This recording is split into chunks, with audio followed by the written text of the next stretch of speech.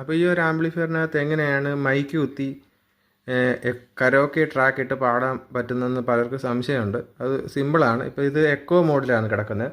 കാണിക്കാം. Hello hello hello.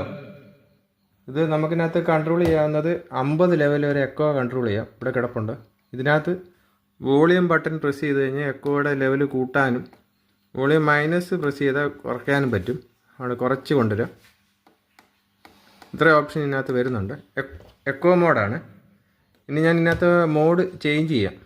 Mode change ചെയ്തിട്ട് Bluetooth മോഡാക്കി അത്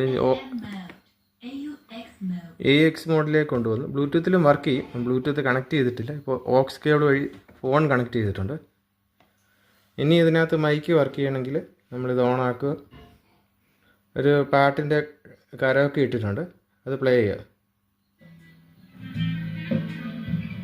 ചെയ്യും. പക്ഷേ മൈക്ക് ഹലോ വർക്ക് ചെയ്യത്തില്ല. അപ്പം അതിന് ചെയ്യേണ്ടത് ഇത്രയേ ഉള്ളൂ. ഈ ഒരു സ്കാൻ എന്ന് പറഞ്ഞ ബട്ടൺ ഒന്ന് ജസ്റ്റ് ഒന്ന് പ്രസ് ചെയ്ത് പിടിക്കും. അപ്പോൾ ഇവിടെ ഓണൊന്ന് വന്നിട്ടുണ്ട്. ഇനിയിപ്പം ഹലോ മൈക്ക് വർക്ക് ചെയ്യുന്നുണ്ട്. ഇനി ഇത് പ്ലേ ചെയ്ത് കൊടുത്താൽ മാത്രം മതി.